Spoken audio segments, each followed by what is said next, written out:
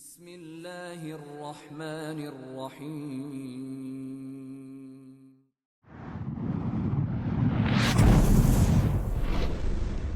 اقرأ باسم ربک الذی خلق۔ جتنے بھی مدینہ کے ارد گرد ڈاکو، لٹیرے، رابرز تھے اور مشرک اور دوسرے بدو ٹائپ کے لوگ اور یہود لوگ، ان سب نے دھیرے دھیرے سر اٹھانا شروع کر دیا۔ سب سے پہلے جس نے سر اٹھایا وہ تھا قبیلہ بنو اسد بن خزیمہ کا۔ حضور پاک صلی اللہ علیہ وسلم کو جب اس کی اطلاع ہوئی تو آپ صلی اللہ علیہ وسلم نے ابو سلمہ رضی اللہ عنہ کو تقریباً 150 کا لشکر دے کر اور ان کو سپہ سالار بنا کے وہاں بھیجا۔ اس سے پہلے کہ بنو اسد والے حرکت میں آئے، انہوں نے جا کے ان پہ حملہ کر دیا۔ وہ ادھر ادھر پہاڑوں میں دائیں بائیں بھاگ گئے اور یہ لوگ ان کی بکریاں اور اونٹ لے کر واپس مدینہ آئے۔ ابو سلمہ کو جنگ احد میں ایک زخم لگا تھا، وہ زخم پھر سے پھوٹ گیا اور جلد ہی ابو سلمہ رضی اللہ عنہ کی موت ہو گئی۔ خالد بن سفیان حذلی یہ بہت ہی طاقتور سردار تھا۔ یہ میدان عرفات کے دائیں بائیں کہیں رہتا تھا اور یہ حضور پاک صلی اللہ علیہ وسلم کو قتل کرنے کا ارادہ رکھتا تھا۔ اس کے لیے فوج اکٹھی کر رہا تھا۔ حضور پاک صلی اللہ علیہ وسلم کو اطلاع ملی تو آپ صلی اللہ علیہ وسلم نے عبداللہ بن انیس رضی اللہ عنہ کو اس کام کے لیے مقرر فرمایا۔ وہ 18 دن مدینہ سے باہر رہے اور انہوں نے خالد بن سفیان حذلی کا قتل کیا، اور حضور پاک صلی اللہ علیہ وسلم کے پاس جب وہ یہ اطلاع لائے تو آپ صلی اللہ علیہ وسلم نے خوش ہو کر ان کو ایک عصا بطور تحفہ دیا اور کہا کہ یہ تمہارے اور میرے درمیان روز حشر میں یعنی قیامت کے روز ایک نشانی رہے گا۔ اور عبداللہ بن انیس رضی اللہ عنہ کا جب انتقال کا وقت آیا تو انہوں نے وصیت کی کہ یہ عصا ہے میرے ساتھ کفن میں رکھ دیا جائے۔ اس طرح کی محبت تھی صحابیوں کو حضور پاک صلی اللہ علیہ وسلم کے ساتھ۔ راوغ اور جدہ کے درمیان ایک چشمے کا نام ہے رجی۔ حضور پاک صلی اللہ علیہ وسلم کے پاس ازل اور کارا کے کچھ لوگ آئے اور آپ صلی اللہ علیہ وسلم سے درخواست کی کہ ہمارے پاس کچھ لوگ بھیج دیجئے جو کہ ہمیں اسلام سکھائیں اور قرآن سکھائیں۔ آپ صلی اللہ علیہ وسلم نے عاصم بن ثابت کو امیر بنا کر 10 صحابہ ان کے ساتھ بھیج دیے۔ جب یہ لوگ اس مقام پہ پہنچے، وہاں پہ جا کے ان لوگوں نے قبیلہ لحان جو کہ حذیل قبیلے کی ایک شاخ تھی ان کو ان کے پیچھے لگا دیا اور ان کے 100 تیر انداز ان کے قدموں کے نشان دیکھ کر وہاں پہ پہنچ گئے اور انہوں نے ان کو گھیر لیا۔ صحابی ایک ٹیلے پر چڑھ گئے۔ انہوں نے ان سے کہا کہ اگر آپ نیچے اتر آؤ گے تو ہم آپ کو قتل نہیں کریں گے، لیکن وہ نیچے نہیں آئے اور صحابیوں نے ان کا مقابلہ کیا۔ 7 صحابی موقع پہ ہی شہید ہو گئے۔ 3 صحابی بچے، وہ تھے حضرت خبیب اور زید بن دسنہ رضی اللہ عنہ اور ایک اور صحابی تھے۔ انہوں نے پھر یہ بات دہرائی کہ اگر تم نیچے اتر آؤ گے تو ہم تم کو نہیں قتل کریں گے۔ یہ لوگ نیچے آ گئے تو ان لوگوں نے ان کو باندھ لیا۔ تو ایک صحابی تھے، انہوں نے کہا کہ تم نے وعدہ خلافی کی ہے، میں آپ کے ساتھ نہیں جاؤں گا۔ یہ زبردستی ان کو لے کے جانا چاہتے تھے لیکن وہ نہیں گئے اور پھر انہوں نے ان کا بھی قتل کر دیا۔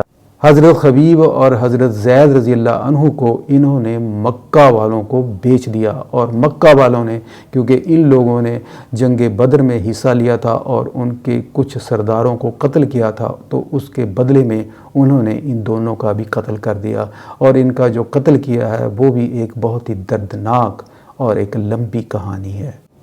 معونہ ایک کنویں کا نام ہے جو کہ بنو سلیم اور بنو عامر کے قبیلوں کے درمیان واقع ہے۔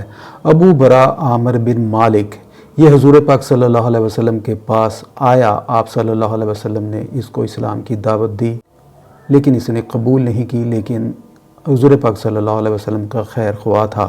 اس نے آپ صلی اللہ علیہ وسلم سے درخواست کی کہ کچھ لوگ نجد میں بھیج دیجئے کیونکہ وہاں پہ آپ کے دین کا بہت چرچا ہے، مجھے امید ہے وہاں پہ لوگ مسلمان ہوں گے۔ حضور پاک صلی اللہ علیہ وسلم نے اسے فرمایا کہ مجھے نجد کے لوگوں پر یقین نہیں ہے، لیکن پھر اس نے ابو برا نے اس کی ذمہ داری لی کہ وہ میری پناہ میں ہوں گے۔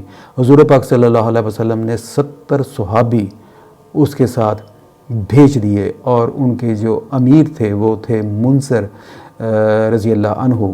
جب یہ صحابی اس کنویں پر پہنچے تو انہوں نے وہاں پہ پڑاؤ ڈال دی اور حرام رضی اللہ عنہ کو عمر بن طفیل کے پاس بھیجا حضور پاک صلی اللہ علیہ وسلم کا خط دے کے کہ انہیں وہ دین کی دعوت دیں، لیکن اس نے خط پڑھا بھی نہیں اور پیچھے کھڑے ایک شخص کو اشارہ کیا اور اس نے ایسا نیزہ مارا کہ حرام رضی اللہ عنہ کے جسم کے آر پار نکل گیا اور وہ موقع پہ ہی شہید ہو گئے۔ اس کے بعد یہ اللہ کا دشمن اپنے قبیلے عامر کے پاس گیا ان پہ صحابیوں پہ حملہ کرنے کے لیے، لیکن انہوں نے انکار کر دیا کیونکہ وہ سارے صحابی ابو برا کی پناہ میں تھے۔ پھر یہ سلیم کے پاس گیا اور سلیم کے 3 قبیلے جو تھے اسیہ، رال، زکمان، یہ تینوں کے تینوں راضی ہو گئے حملہ کرنے کے لیے۔ یہ فوراً وہاں پہ پہنچے اور جا کے صحابیوں کو گھیر لیا اور سارے کے سارے صحابی موقع پہ شہید کر دیے۔ صرف ایک صحابی جن کو زخمیوں سے اٹھایا گیا وہ تھے کعب بن زید، اور 2 صحابی منذر رضی اللہ عنہ اور عمر بن امیہ، یہ دونوں صحابی اونٹ چرانے کے لیے گئے ہوئے تھے۔ جب انہوں نے دیکھا کہ یہ پرندے اڑ رہے ہیں اس جگہ پہ جہاں پہ ان کا پڑاؤ تھا تو یہ گھبرا گئے اور فوراً اس جگہ پہ آئے، تو آتے ہی منذر رضی اللہ عنہ کو بھی قتل کر دیا گیا اور پیچھے بچے عمر بن امیہ۔ عمر بن امیہ کو انہوں نے اس لیے چھوڑ دیا کیونکہ وہ مضر قبیلے سے تھے، اور اس ظالم کی ماں نے یہ نظر مانی تھی کہ وہ ایک غلام کو آزاد کریں گی، تو اس نے عمر بن امیہ کی پیشانی کے بال کاٹ کر ان کو آزاد کر دیا۔ عجیب طریقہ ہے، ایک بے قصور کو پکڑو، پھر اس کو غلام بناؤ، پھر اس کو آزاد کرا دو کہ ہم نے غلام آزاد کرا دیا، ہماری نظر پوری ہو گئی۔ کس طرح کے ظالم اور جاہل لوگ تھے وہ، اللہ کی پناہ۔ عمر بن امیہ جب بیچارے واپس مدینہ آئے یہ درد بھری خبر لے کے، تو وادی قنات میں ایک قرہ نام کی جگہ ہے، وہاں پہ درخت کے نیچے کچھ آرام کرنے کے لیے لیٹ گئے۔ وہیں پہ کلاب قبیلے کے 2 لوگ آئے اور وہ بھی آرام کرنے لگے اور سو گئے، تو عمر بن امیہ رضی اللہ عنہ نے ان کا قتل کر دیا کہ وہ اپنے شہیدوں کا بدلہ لے رہے ہیں، لیکن حضور پاک صلی اللہ علیہ وسلم نے ان کو پناہ دی ہوئی تھی۔ یہ انہیں بعد میں پتہ چلا جب کہ انہوں نے ساری کی ساری خبر آگے حضور پاک صلی اللہ علیہ وسلم کو دی، تو حضور پاک صلی اللہ علیہ وسلم نے فرمایا کہ مجھے اب ان کی دیت دینی پڑے گی۔ بنو نذیر جو یہودیوں کا قبیلہ تھا ان کا معاملہ ایسے ہوا کہ حضور پاک صلی اللہ علیہ وسلم جب ان کے پاس گئے، عمر بن امیہ نے غلطی سے کلاب قبیلے کے جو 2 لوگوں کا قتل کیا تھا ان کی دیت لینے کے لیے، کیونکہ بنو نذیر قبیلے سے حضور پاک صلی اللہ علیہ وسلم کا معاہدہ تھا، اس لیے دیت ان پہ بھی لازم تھی۔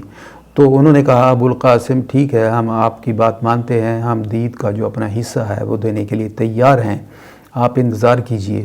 تو حضور پاک صلی اللہ علیہ وسلم ان کے ایک گھر کے باہر ایک دیوار کے پاس ٹیک لگا کر بیٹھ گئے، اور اندر جا کر ان یہودیوں نے یہ فیصلہ کیا کہ اوپر سے ایک پتھر پھینک دیا جائے اور حضور پاک صلی اللہ علیہ وسلم کا قتل کر دیا جائے۔ وہ یہ پروگرام اندر بنا رہے تھے اور حضرت جبرائیل علیہ السلام حضور پاک صلی اللہ علیہ وسلم کے پاس وحی لے کر آ گئے اور اندر کی ساری خبر ان کو دے دی۔ حضور پاک صلی اللہ علیہ وسلم فوراً وہاں سے اٹھ کر مدینہ واپس آئے۔ حضرت ابو بکر صدیق، حضرت عمر رضی اللہ عنہ اور حضرت علی رضی اللہ عنہ بھی آپ کے ساتھ تھے، وہ بھی آپ کے پیچھے پیچھے آ گئے اور آ کر وجہ دریافت کی، تو حضور پاک صلی اللہ علیہ وسلم نے ان کو ساری بات بتائی۔ اس کے بعد حضور پاک صلی اللہ علیہ وسلم نے بنی نذیر قبیلے کو نوٹس بھیج دیا کہ مدینہ کو خالی کر دیا جائے، اگر کوئی بندہ 10 دنوں کے بعد یہاں پایا گیا تو اس کو قتل کر دیا جائے گا۔ وہ یہ نوٹس دے کے گھبرا گئے اور ان کے پاس کوئی چارہ نہیں تھا کہ وہ قلعے خالی کر دیں، کیونکہ ان کے پاس اتنی طاقت نہیں تھی کہ مسلمانوں کا مقابلہ کریں۔ لیکن عبداللہ بن ابی وہ وہاں پہ پہنچا اور ان کو حلہ شری دی کہ میرے پاس 2000 لوگ ہیں، میں آپ کے ساتھ قبیلے میں اندر آ کے لڑوں گا، اور اگر جانا بھی پڑا تو میں بھی آپ کے ساتھ جاؤں گا۔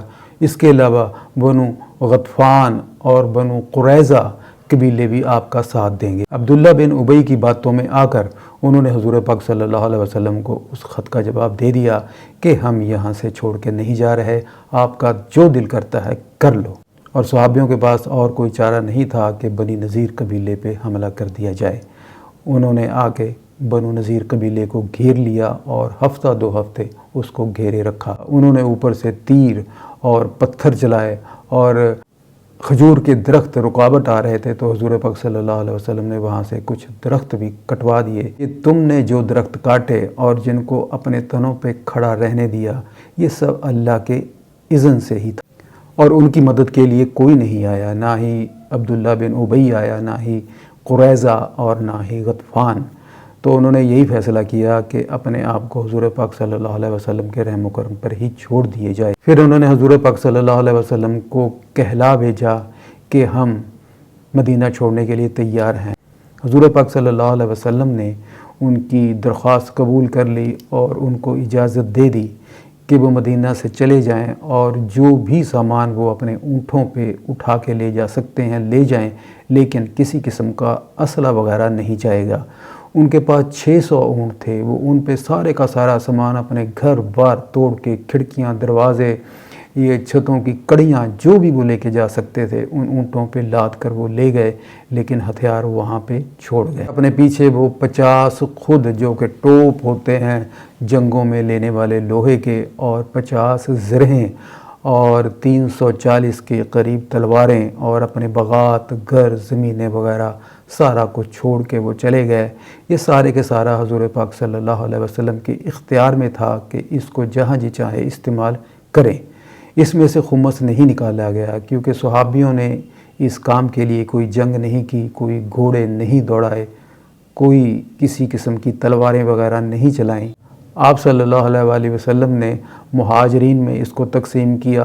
اس کے علاوہ حضور پاک صلی اللہ علیہ وسلم نے ابو دجانہ رضی اللہ عنہ اور سہل بن حنیف رضی اللہ عنہ کو بھی کچھ دیا، کیونکہ ان کے پاس غربت بہت تھی، اور حضور پاک صلی اللہ علیہ وسلم نے اپنے لیے ایک زمین کا ٹکڑا رکھا، اس سے حضور پاک صلی اللہ علیہ وسلم کی فیملی کا خرچہ چلتا تھا، اور باقی جو پیسہ بچتا تھا وہ جنگوں میں، تلواروں میں اور گھوڑوں میں خرچ ہو جاتا تھا۔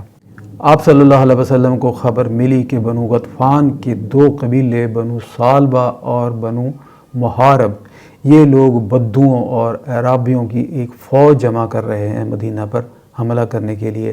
تو آپ صلی اللہ علیہ وسلم ایک لشکر لے کر نجد میں بہت دور تک اندر گھس گئے، تاکہ ان لٹیروں اور اعرابیوں پر پوری کی پوری دھاک جم جائے۔ جب ان کو حضور پاک صلی اللہ علیہ وسلم کے آنے کی اطلاع ملی تو یہ دائیں بائیں پہاڑوں پہ جہاں بھی ان کا بس چلا بھاگ گئے، اور حضور پاک صلی اللہ علیہ وسلم پورے علاقے میں اپنی گشت کر کے پوری شان کے ساتھ واپس آئے اور ان بدوؤں پر پوری کی پوری دھاک جما دی۔ جنگ احد میں ابو سفیان حضور پاک صلی اللہ علیہ وسلم کو یہ دھمکی دے کے گیا تھا کہ وہ اگلے سال پھر جنگ کرنے آئے گا۔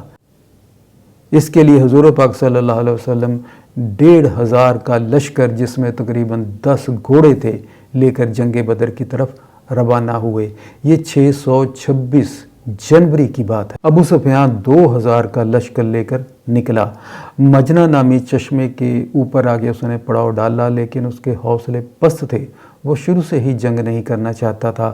اس نے بہانے بنانا شروع کر دیے کہ جنگ تو تب ہوتی ہے جب خوشحالی ہو، ہریالی ہو، لیکن قحط کا دور چل رہا ہے، جانوروں کے لیے کھانا نہیں ہے، ہمارے لیے کھانا نہیں ہے، پریشانی کا حال ہے، اس لیے میں تو واپس جا رہا ہوں۔ وہ واپس چلا گیا اور اس کے ساتھ باقی لوگ بھی واپس چلے گئے، اور حضور پاک صلی اللہ علیہ وسلم ادھر بدر کے میدان میں 8 دن گزار کے واپس مدینہ تشریف لے آئے۔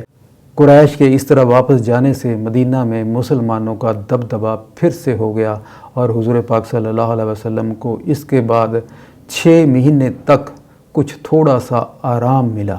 مدینہ سے 631 کلومیٹر اوپر نارتھ کی طرف شام کے پاس کچھ قبیلے رہتے تھے جو کہ آنے جانے والے قافلوں کو لوٹتے تھے، اور اس کے علاوہ انہوں نے ایک نفری تیار کر رکھی تھی مدینہ پر حملہ کرنے کے لیے۔ حضور پاک صلی اللہ علیہ وسلم کو ان کی اطلاع ملتی رہتی تھی۔ آپ صلی اللہ علیہ وسلم 25 ربیع الاول 5 ہجری کو 1000 کا لشکر لے کر وہاں کے لیے روانہ ہوئے۔ آپ دن میں آرام کرتے اور رات کو سفر کرتے تاکہ ان کو پتہ نہ چلے۔ جب یہ لشکر وہاں پہ پہنچا تو وہ لوگ وہاں سے بھاگ نکلے تھے، تو انہوں نے ان کے مویشیوں اور چرواہوں پر حلہ بول دیا۔ اور کئی دن تک وہاں پہ رکے رہے۔